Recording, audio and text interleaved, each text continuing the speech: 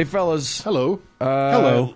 Listen, I don't know if you guys are aware of this. It's hard. Sometimes it's easy to forget about it because it's not evident in the world, but it's Christmas time. I thought that was called Xmas. It can be if you hate Jesus. Oh, I don't.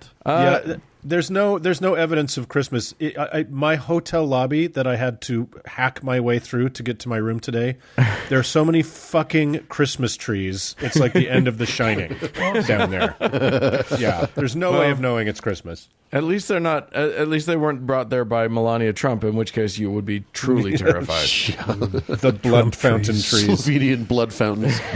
I don't hate Jesus either, and I actually had a discussion with some Christians the other day, and they kind of got to that point of, why do you hate Jesus? And I'm like, I don't hate Jesus any more than I hate Thanos or Hans Gruber. Right? They don't exist.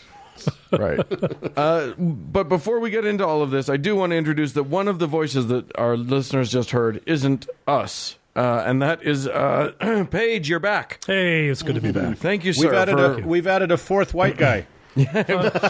Such diversity. Yeah. Well, that's what we needed. Anyway, listen, Christmas time is tricky. We've already talked, Paige, with you at least once about the holidays and surviving therein.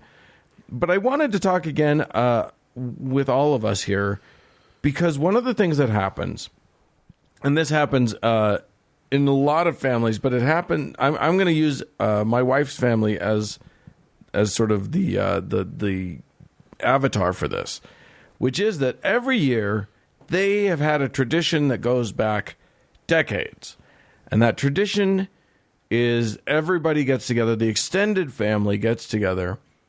And they have all of these different things, including, gift exchange and food and all this stuff. But one of the things that they do is that they all get together and read Bible passages and sing Christmas songs, but they're all the Jesus-y Christmas songs. And they just, they read the story of Jesus. Now, as Uncle Doug has discussed in previous episodes, the story of Jesus isn't a story. It's actually many conflicting different stories, but they pick whichever ones suit them best, and they go on with it. And then they ask people, they go around the room and ask everyone in the room to participate. Uh-huh. Well, I think there's a problem of participation for those of us who don't believe in Jesus, or for our Jewish friends who are secular, but from a family of who are asking them to participate in their traditions. And I just wanted to talk about where we fall in that, and how and what we should do to sort of decide our level of participation, and deal with the consequences of either participating and feeling like we're kind of doing something that's against our own intuition and our own understanding of the universe, or asking to opt out of participation and then dealing with the social pressures and the ugliness that can come from family members feeling like they've been rejected in some way. So I thought I'd bring all of you fellas in on this conversation and just sort of talk about what happens when you suddenly... Because a lot of us started participating in the tradition as believers. Right. And now we're rejecting these traditions, or at very least we're sort of changing our way of dealing with it. So I thought I wanted to open it to the floor and just talk a little bit about how to navigate those dicey waters. I've got the answer. Oh, good. What you do, it's simple. And it's a very simple plan, so write these down. Put this on the whiteboard. There's no weapons involved. Does it involve a can of gasoline? No, you learn Latin, right?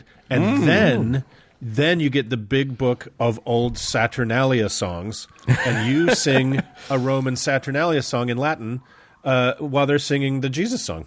Yeah, you can sing it as a descant over their decking the halls or whatever. It's too easy.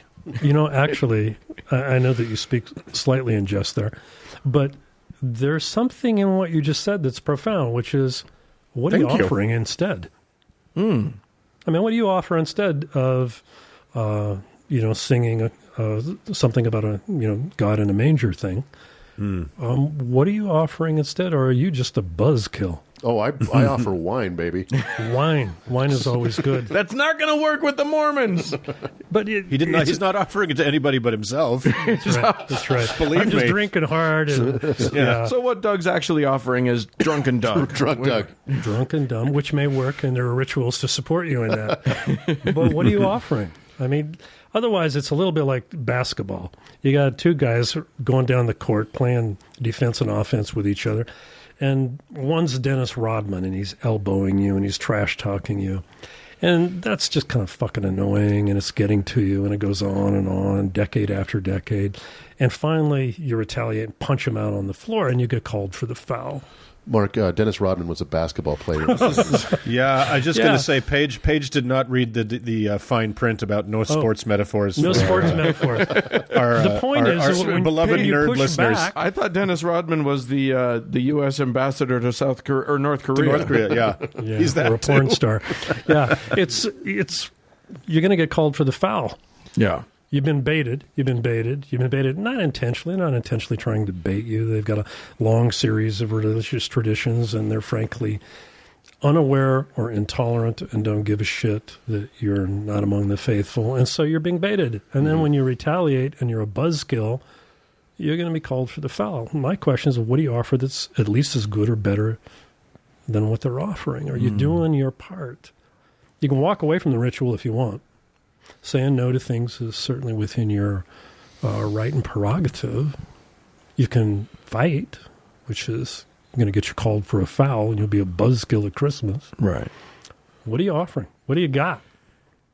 That's an interesting thing, but I do see, so I guess what I'm seeing is a problem if you're coming in and saying, "Hey, instead of blank, let's do blank." Is that what you're saying? Well, if you're going to come in and say to a group of people, instead of doing what you guys have loved for decades, I'd like to do what I prefer.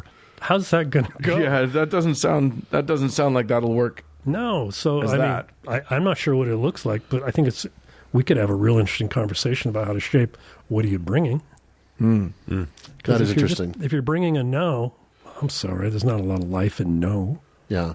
There's self-preservation. You get to preserve your dignity and non-belief or whatever. But there's no real vitality in that. What are you offering? And that would be interesting. Well, we talked a while back. We had a discussion about, one of the virtues of being an atheist is you can kind of do what you want. Yes, Like such freedom. Yeah, it's freedom. And there are many atheists who love Christmas. And they love Christmas trees, and they love Christmas carols, and they don't even mind and we the say nativity. go for it. We're like, Have do at it. Do your whatever thing. you want. Exactly. That's the greatest thing about being an atheist is having that freedom. Conversely, though, if you don't want any of that stuff in your life, you don't have to have it. Absolutely. But I think your point is very valid. If you're going to go home to your family, and that's what they're going to do, you have to make a choice probably before you even leave your house. Is like, I'm going to just put my head down and get through this, whatever, or I'm going to blow it up. I'm going to ruin it for everybody. Or you can And have blowing fun. it up is an option. It's true. You can blow it up, but you're going to be a buzzkill. Yeah. But can you light it up? What do you got? What do you offer? Can I've shared this story on the show before, so I'll make it very brief. But years ago, when my husband and I first got together, and I'm a creative guy, he's a brilliantly creative guy too. We were going to his very conservative, rural Mormon Idaho family's Thanksgiving, and I was not exactly looking forward to it. But he came up with this idea that was so genius, where we found a Woody from Toy Story pinata and covered it with black crepe paper. So we kind of made him into a pilgrim. And then we got Okay, that's not where I thought that was going for a second. no, that was a different Thanksgiving that I don't talk about on the show. But we I made don't him want to into a hear little about Woody pilgrim. and Easter, okay? And we bought some horrible Native American, like the souvenir war bonnet Sure. and a tomahawk. And so after dinner, we said, okay, kids, let's go do the Thanksgiving pinata. And they got to bash this pilgrim to pieces with a tomahawk. Nice. I like it. And it turned into a riot. Like, they had the most fun ever. And we were the heroes rather than the two weird gay dudes at Thanksgiving. Man, see, what are you bringing? You brought joy. Yeah. You It was didn't a bring a riot. buzzkill. You got to play with the ritual, the tradition, and you improved it. We can And his do that. nephews, who are now, this was 20 years ago, his nephews are still talking about it.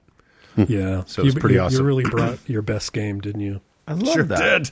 I love the idea of, so like for instance with my wife's family tradition of reading all that stuff. Yeah, I mean we come in and instead of saying, we sing along with some of the hymns, and we respectfully decline to read the story or whatever, and we're not even asked anymore because now it's the young people that are all reading the story, and we're old as shit, and then we're not even invited to that. I'm bitter and angry. Right, yeah, exactly. But I love the idea of not saying, no, I won't participate, but saying, you guys go ahead and do that, and when you're done, guess what we've got for you? Hey, Yeah. There's something just gorgeous about that. we don't have to be buzzkills. No. Right. Well, in my case and Uncle Mark's case, there were, after we left the church for a period of time, we would go to our family home for Christmas, speaking specifically about Christmas. And it got to the point where we couldn't anymore. And it wasn't just, and it's a little outside the bounds of this conversation, but it's like, okay, I can put up with the tree. I can put up with these traditions because they existed before. They are what they are. It's fine. But it was the politics. Always politics, aggressive politics. And it was, the choice was like, I cannot put up with. Either I don't come or we're going to have a fight. Those are the only options. So we stopped going. You didn't want to do Festivus. Let's air our grievances in our Exactly. politics, right? Yeah, our dad Not was your holiday. our dad was a former policeman, so the feats of strength we didn't always win. Yeah, I like. What's your game? What are you bringing? You guys just identify what you want to add. I mean, traditions are modified anyway. Yeah, Why not be a part of the process? I mean, Yeah. what have you got? right. Bring the Thanksgiving pinata. Like, do I love that. Just throw a curveball, and I agree with you, Paige. Like there are toxic families where you just can't make it work. So the best thing to do is just stay the fuck away, right? But Well, you have to say no to something in this life, right? Yeah. right. I mean, But seriously, if you got to they're- have priorities about how you spend your life's energy. If you're going and every Sunday dinner is a tribunal of Donald Trump or whatever, I'm sorry, they're the buzzkill. Yeah. Yeah. My life's energy is not available to vampires. Right. Right. If you're Sure. a vampire, and it's up to me to decide if you are, not you. Right. I get to say no. Yeah. Setting limits is part of what you're talking about with the holidays. Some of you are so dynamic, so wonderful. Everybody's inviting you. They just can't get enough of you. There's too many parties. I don't have that problem. But if you do, you're going to have to prioritize. You're going to have to say no to some things and yes to other things. Right. And it'll be according to your values no matter what you do, or you're going to sit there and sulk. But, So but you're gonna have if to you're give it a yes. if your family's toxic and you have to avoid them, that's if they're vampires, there's that. But if Dan, they're like Andrea's family who do love her and aren't entirely toxic. I And think love tradition. that you don't need to spoil their fun. You can add to it in a different way. Right. Yeah, I think that's really great. To Doug's point, I also think that there's value in going to your family before the event and just saying, look, there's one aspect of this event that ruins it for me, and I can't come if that's going to happen. You're talking about communicating with people? It does seem like that might be a thing. Yeah, that's beforehand in collaborative ways as opposed to combat during the event. Yeah. God, I think you're onto something. Yeah, it just seems like and maybe they say no. Maybe they say, well, politics is our favorite time of the holidays, and then you just say, okay, well then I can't show up. But it does seem like if you can get buy-in before the event, then as you say, the combat doesn't. Then you're not in the heat of it. Yeah. When you're trying to opt out, you can just, if someone does sort of break the compact and say, blah, blah, blah, about, Trump's going to save the country or whatever they're going to say. He's not. You're going to, you can say, you know what? I thought we had an agreement. Let's just steer away from that. Let's steer back to the joys that the fun that we've been having. And we can have, we can have a discussion on one of the other two topics of conversation that you're comfortable talking. Sure, yeah. And you're not the only one that's uncomfortable. Right. It's not like the entire family system is reveling in the, politically divisive conversation. There's allies there, and maybe you can join with them.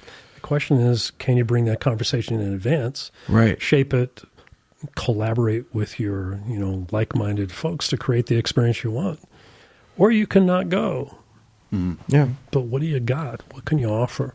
Let's modify traditions to support whatever it is that we love. We don't have to opt out entirely, unless we do. And if you do, you know it. Yeah. Well, I think that is some lovely advice that we can let people go into their holiday season with. So, and by the way, the podcast has those piñatas available for each holiday. That's right. So go to howtoheretic.com and click on the piñata tab. We have a racial stereotype piñata for every holiday. I'm just going to say right now, the Hanukkah one is very problematic. It's a very problematic piñata. Just be warned. But the gelt that falls out is delicious. Yes, So exactly. Awesome. Fish. All right. Well, Paige, thanks once again for joining us. We really appreciate you. Good hanging with you. Thanks, Paige. Go ruin Christmas, everyone. Moving on. Buzzkill.